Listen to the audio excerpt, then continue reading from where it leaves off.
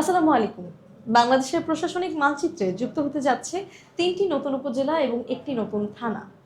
প্রশাসনিক সেবা আরও মানুষের দোরগোড়ায় পৌঁছে দিতেই নেওয়া হয়েছে এই গুরুত্বপূর্ণ সিদ্ধান্ত।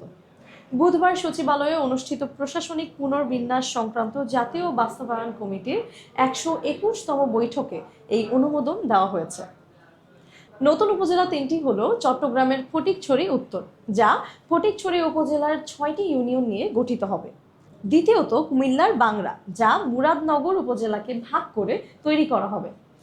তৃতীয়ত ময়মনসিংহের পাগলা, যেখানে গফরগাঁও উপজেলার পাগলা থানার ৮টি ইউনিয়ন নিয়ে নতুন উপজেলা গঠন করা হবে। এছাড়া চট্টগ্রামের হাটহাজারী থানাকে বিভক্ত করে হালদা নামে একটি নতুন থানা গঠনেরও অনুমোদন দেওয়া হয়েছে।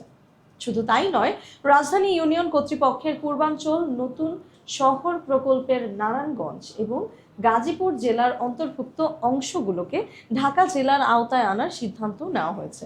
সরকারের আশা, এই সব পরিবর্তনের মাধ্যমে প্রশাসনিক কার্যক্রম আরও গতিশীল হবে এবং সাধারণ মানুষ দ্রুত ও সহজে সরকারি সেবা পাবেন। এ ধরনের গুরুত্বপূর্ণ ও নির্ভরযোগ্য খবর সবার আগে জানতে আমাদের সাথেই থাকুন। ধন্যবাদ।